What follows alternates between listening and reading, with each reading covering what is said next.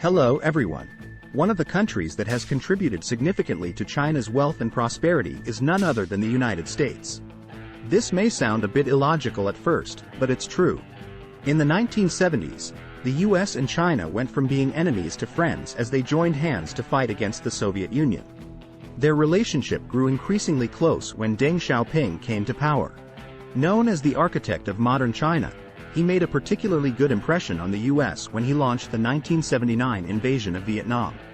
To attract the #1 superpower in the world as well as other developed nations to invest in China, Deng Xiaoping implemented major reforms including opening up the market and establishing 4 special economic zones where companies enjoyed the best tax incentives.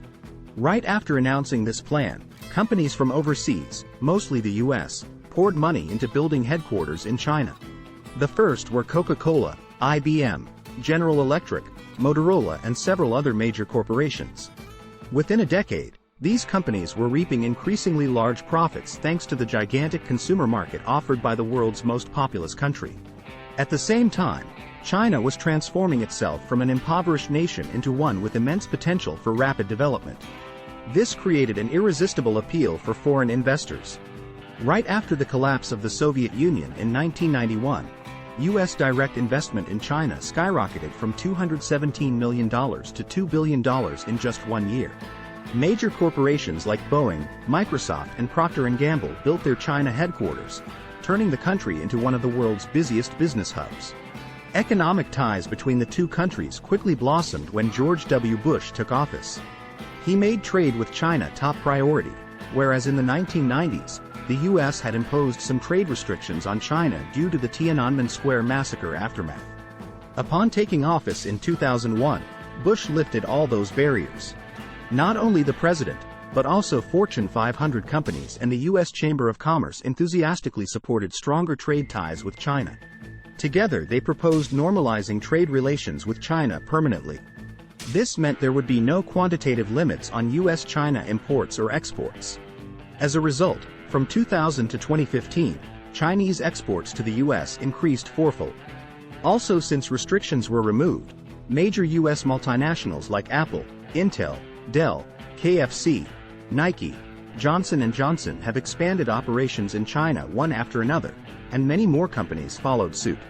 From 2000 to 2022, their direct investment in the billion-strong nation surged more than 11-fold. Looking at what we just learned, one may wonder why American companies chose China over other countries to invest in. In fact, they did choose other countries too, but China has 4 main advantages making it the #1 priority. First, China has the largest population in the world and a rapidly growing middle class, creating a gigantic consumer market where goods produced are sure to sell. Second, cheap labor. Although Chinese wages have risen a lot compared to before, they are still much lower than the US. Importantly, China's labor laws rank at the bottom in terms of workers' rights, meaning businesses can more easily exploit labor. Third, China's corporate income tax rate is 25%, lower than India's 35% or Brazil's 34%, even though both also have huge populations.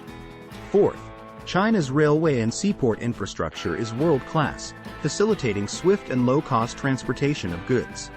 Compared to similarly populous countries like India and Brazil, China also scores better on electricity costs, crime rate and pollution levels. Thus, American companies have always prioritized China, despite recent trade war tensions. Most companies still have no intention to relocate headquarters to other countries.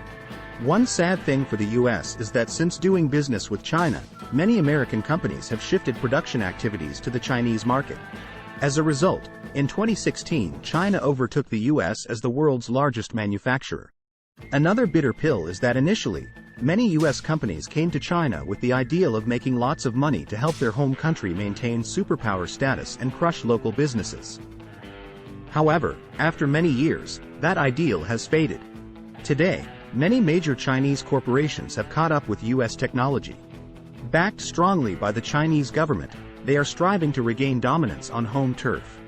This makes Americans deeply worried about what the future may hold.